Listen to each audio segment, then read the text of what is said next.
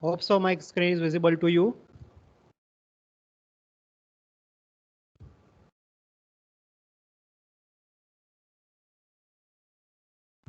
So I think in a last lecture we discussed about how we can apply the KVL and KCL for the parallel wire transmission line. For that we have taken the distributed elements R delta Z, L delta Z, G delta Z and the C delta Z.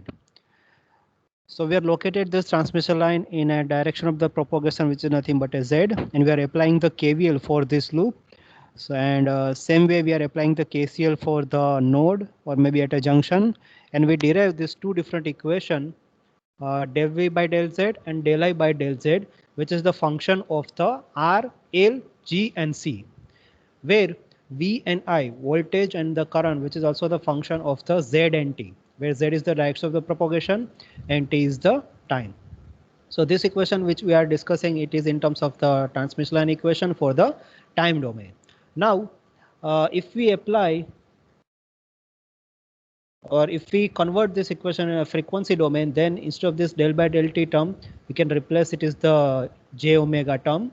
So if I replace the j omega term, then whole the equation we are mentioning in terms of the phasor form, or maybe it is in terms of the frequency domain. So this equation is mentioned on your screen. Del u by del z is equal to r plus j omega l is, because I is common in with both the equation, and similar del I upon del z is equal to g plus j omega c into the v.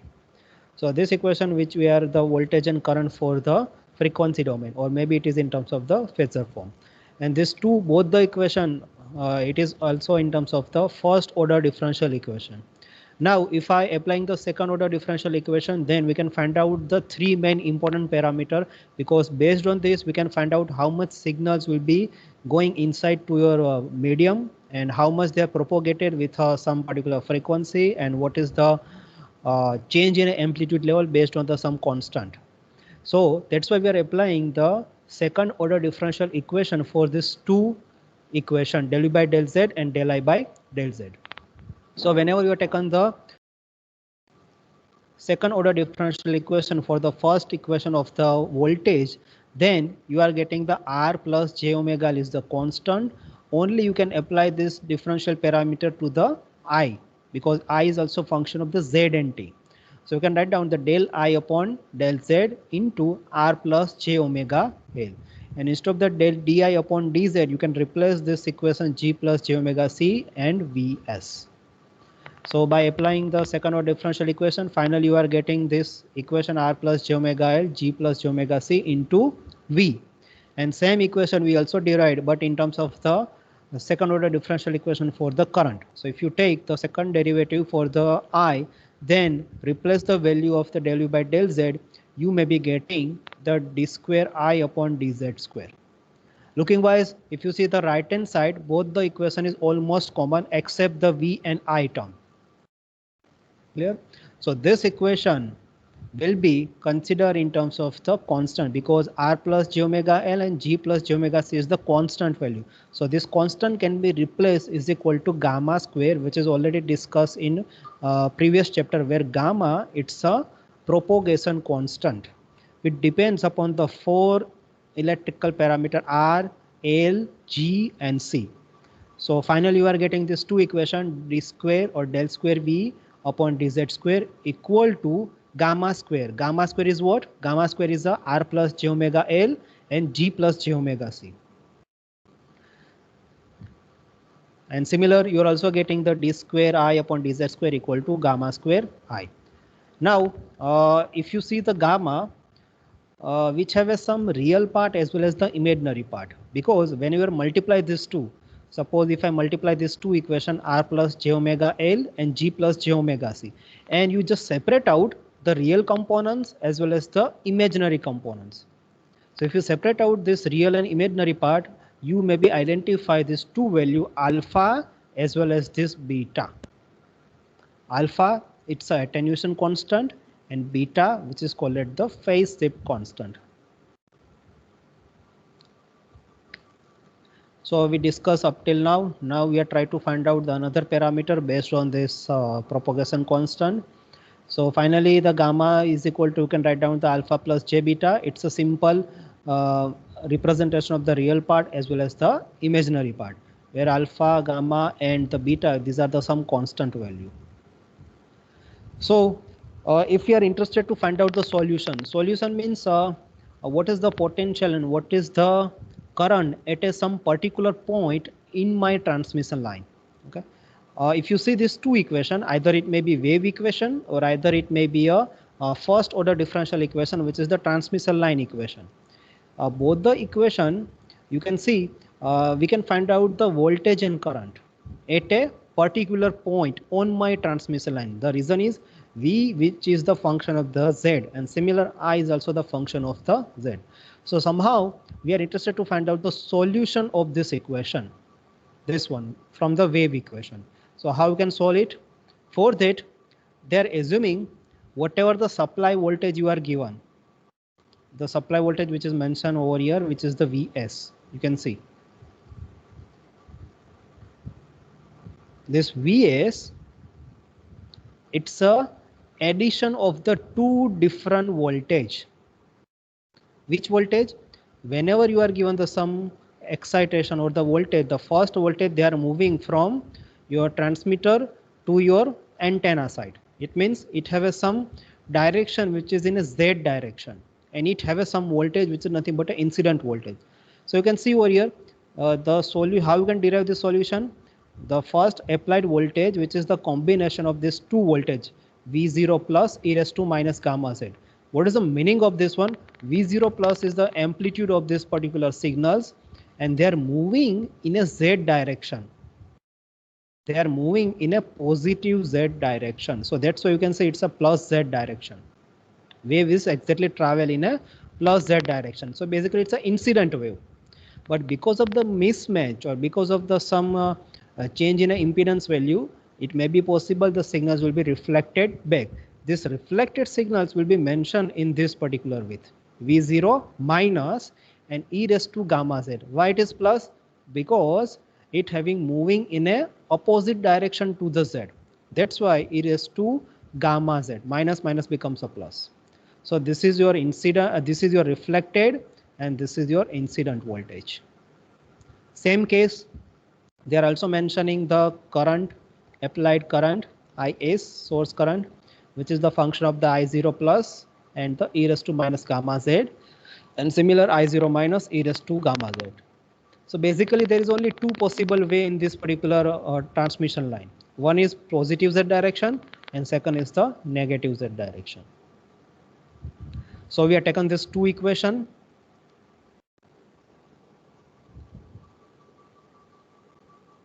And we are putting this value in this applied voltage. You can see Vs, which is putting over here, which is V0 e raised to minus gamma Z, and similar V0 e raised to plus gamma Z. And they are multiplied with e raised to j omega t. So what is this e raised to j omega t? You can write down it's a cos omega t plus j sin omega t. If you elaborate it, cos and the sine, cos omega t plus j sin omega t. And from this equation, they are modified the real part as well as the imaginary part. So you can see the voltage, applied voltage, which is the function of the Z and T. Now it is simplified over here by just combining the real part as imaginary part, which is the function of the cos omega t minus beta Z, and similar V0 e raised to gamma alpha Z cos omega t plus beta Z. Same case, they are putting the value of alpha and beta, gamma is equal to alpha plus j beta. You can see Vs, which is a function of e raised to gamma Z and minus gamma Z. So if I put the e raised to minus gamma is equal to alpha plus j beta, and finally you are getting this equation. So this is the final solution of your applied voltage, which is the function of the Z and T. Similar way, we also take the, for the current, you can replace the value for the e raised to j omega t cos omega t plus j sin omega t, and just combine by just putting the value of Vs or Is, you may be getting the second equation. So this is exactly the solution of this particular equation. Now we are modify this solution in terms of the impedance value. So how you can derive this impedance value? You can see up till now you are getting the so many impedance like input impedance, intrinsic impedance, output impedance, load impedance. Now we are introduced another impedance which is considered as a characteristic impedance. So characteristic impedance is nothing but your line impedance. Line is, you can consider the any transmission line.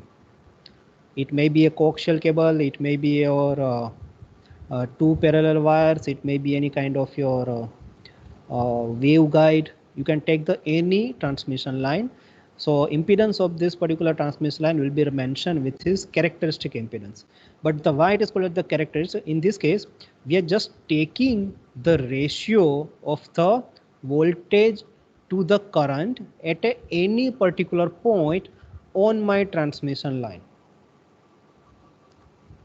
Clear? I'm just repeat it because why it is something like this. If you see, suppose you have a 10-kilometer wire transmission line, and if you divide into a small part, so it may be possible each and every point your resistance is changed. If resistance is changed, L and GC is also changed, then the voltage and current is also changed. So if I'm taking the ratio V and I for individual segment, you are getting the similar value. That's why this is called the characteristic impedance. The general definition of the characteristic impedance is nothing but a ratio of your voltage, which is nothing but an incident voltage. In this case, they are mentioning the positive traveling voltage, but you can assume it's a incident voltage, and you are taken the voltage and current at a particular point. So if I taken the voltage and current, finally you are getting the impedance value. So how you can derive it? You can see over here. This is your voltage Vz, and we are just taken the positive part because V0 plus. This equation is from this one. You can see Vs and Is of from this particular slide. V0 plus and I0 plus is the incident, and V0 minus and I0 minus is the reflected signals. So if I'm just taken the V0 plus and I0 plus, it gives me the impedance, which is nothing but a characteristic impedance. So they are just taken the Vz and Iz, only the positive part, positive direction of positive Z direction. Okay. Now they are taken the first Maxwell's first voltage equation, which is nothing but your transmission line wave equation, dVz upon dz equal to R plus j omega L into Iz. This equation is similar to over here. You can see dV upon dz equal to R plus j omega L into Is. So if I replace this value over here,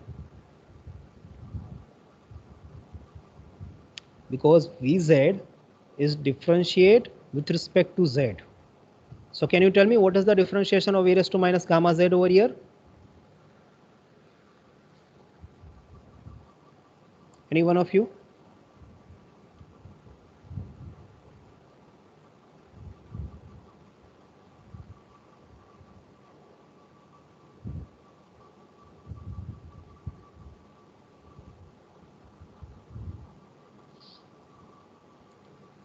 Nobody knows. What is the differentiation with respect to Z for e raised to gamma Z, e raised to minus gamma Z? Minus gamma e raised to minus gamma Z. Yes. Minus gamma e raised to minus gamma Z. Okay. It is already mentioned on your screen. You can see over here. If you see this equation, your Vz is differentiated with respect to Z. So already you have a Vz. So you have to differentiate with respect to Z. So what you are getting, minus gamma e raised to minus gamma Z, and they are just multiplied with a V0. So we are doing the same thing over here. Same case, they are replaced the Iz, I0 plus e raised to minus gamma Z. Now from this equation, if you see, if we are interested to find out the ratio of V0 plus and I0 plus. So from this equation, you can easily take the ratio V0 plus divided by I0 plus. And this e raised to minus gamma Z will be cancelled out. Finally, you are getting the R plus j omega L divided by gamma. Hope so this part is clear. This e raised to minus gamma z term is cancel out, and if you take the ratio of V0 plus divided by I0 plus, then you are getting R plus j omega L divided by gamma, and gamma is already known to you. Gamma is equal to this one, R plus under root of R plus j omega L and G plus j omega C. So if I put this value over here, this R plus j omega will be cancel out, so only in the denominator part you are getting the G plus j omega C. So finally, the characteristic impedance you can identify over, it's a under root of R plus j omega L divided by G plus j omega C. Well, R is the resistance per unit length, L is inductance per unit length, G is the conductance, and C is the capacitance per unit length.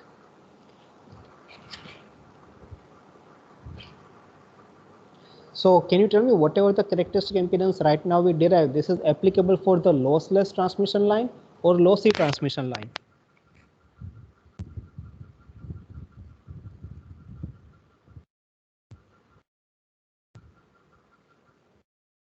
Lossy. Anyone of you? So lossy. Yeah, it's a lossy. The reason is you can see the R is present. R is related to term with a loss because it have a resistance. Clear? So your attenuation is more. So if the Z0 or whatever the equation we derive, this is applicable for the lossy transmission line. If they are asking for the lossless, then you can put R is equal to 0 and G becomes infinite. And finally you are getting under root of L and C. Clear? Under root of L and C, and you have a characteristic impedance which is only the function of the L and C. Same way, you can also separate out this real part and imaginary part by solving this. Suppose R is given, L is given, G is given, and C is given, and omega is given. Then I can easily find out the characteristic impedance. And you can replace, or if I take the inversely proportional to the Z0, it means it is the characteristic admittance.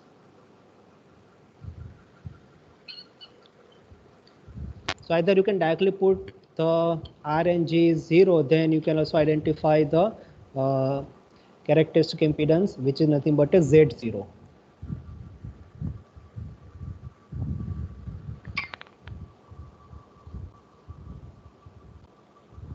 So suppose you have a lossless transmission line, then your characteristic impedance is the pure resistance value,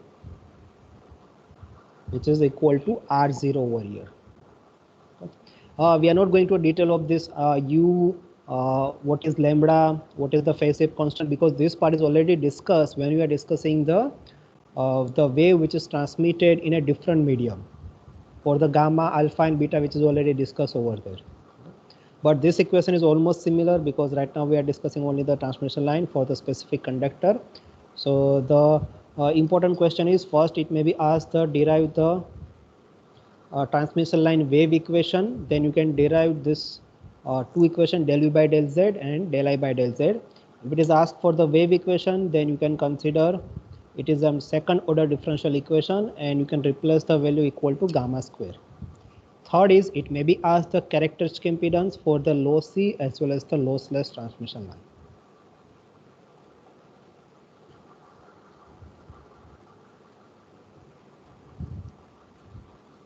Now, suppose someone is asking to you, suppose signal is attenuated or signal is distorted, what exactly you are interpret?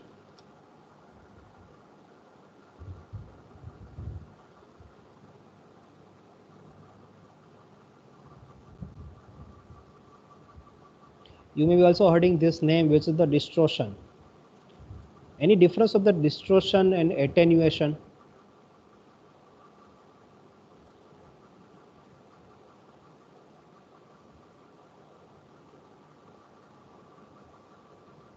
If I give the simple example, suppose you are most of you are using the smartphone, you are calling to the any particular person, and whenever you are calling to a person, the signal is exactly transmitted.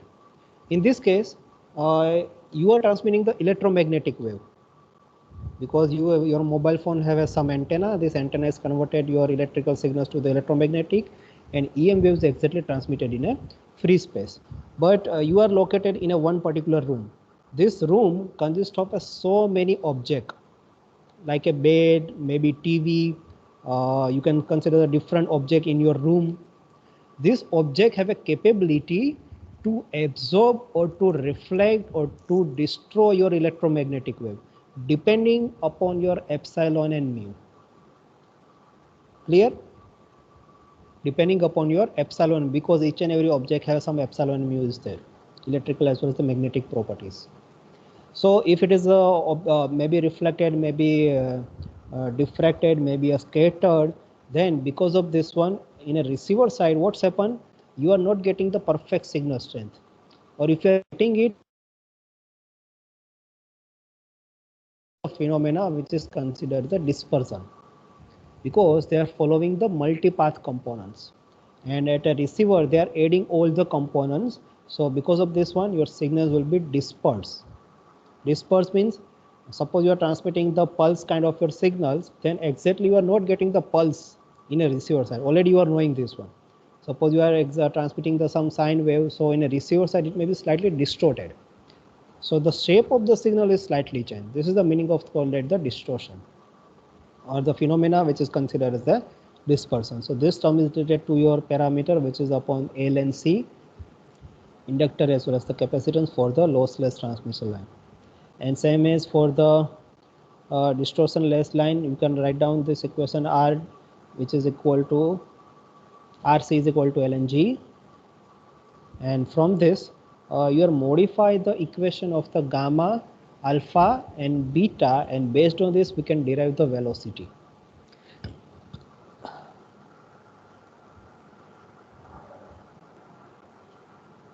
So practically you are not getting any distortion less line, because most of the line which is the distortion, it have some distortion, either it may be a reduce or it may be some high value of the distortion, but most of the cases you are getting the some distortion is there. But if you see the equation of the alpha, beta and gamma, which is the purely the function of the frequency over here, you can see beta and the only beta. So what is the meaning of this one? If your line, can you make some kind of a conductor which is the very less loss, or maybe loss tends to zero?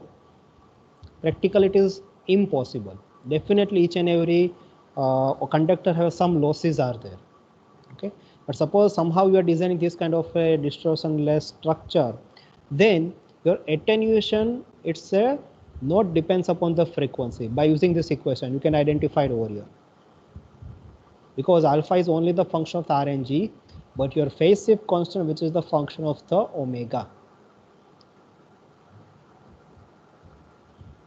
That's why you may be knowing the term which is nothing but an angle modulation, and in an angle modulation there is a two type, frequency as well as the your phase modulation. Because slightly change in a frequency it will be change in a phase, slightly change in a phase it will be change the frequency. From this equation you can easily identify over here. So they are derived this equation for the U as well as the Z0.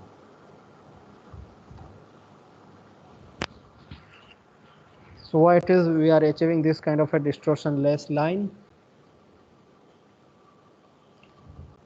So we are preferring some kind of this is exactly conductor over here, and this conductor is surrounded with a mu metal loading wire. This is some kind of a different material which has some mu, which is the different compared to your conductor, to make it the distortion less. Okay, it doesn't mean that it have a tends to zero, but we can minimize this loss using this technique. So finally you have a two main parameter, one is gamma, second is the Z0. Z0 is the characteristic impedance and gamma is your propagation constant. So it may be a three different equation, gamma, alpha, beta, and second is the Z0, and they are derived from the lossless as well as the distortion-less line. Remember, whenever there is a distortion-less line, it means it is a term which may be related to dispersion. So there is one equation example is given, like you can see the characteristic impedance already given to you. Phase constant is given. Phase constant means beta is given to you.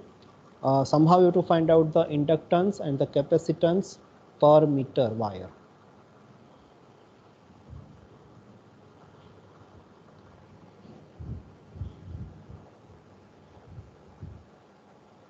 So how you can identify, or how you can solve it?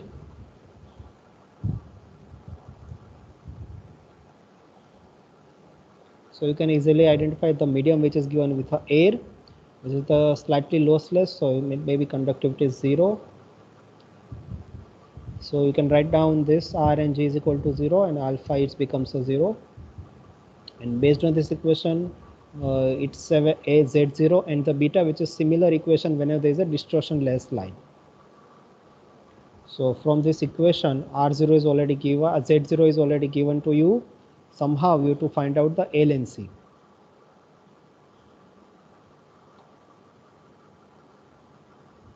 So by combination of these two equations, you can find out the value of L and C. So it may be asked any example based on this 4 equation, gamma, alpha, beta, and the Z0 for the distortionless as well as the lossy or lossless line. So any doubt till this? No, sir. Okay. So in the next lecture, we are trying to find out the mathematical equations for the standing wave ratio for the transmission line, and we derived the input impedance of your circuitry, because input impedance may be slightly different compared to your characteristic impedance. Okay. Input impedance means whenever you are connected your transmitter circuit to your cable means transmission line, then whatever the impedance, this is considered as the input impedance. But the characteristic impedance means you are measuring the impedance at any particular point on my transmission line. This is nothing but a characteristic impedance. So in the next lecture, we discuss about the standing wave ratio as well as the power.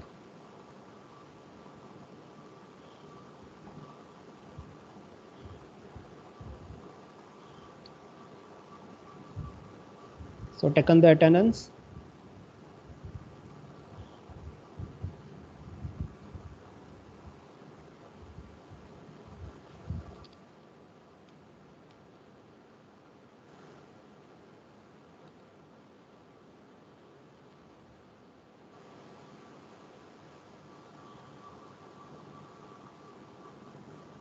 Okay, your lecture is finished now.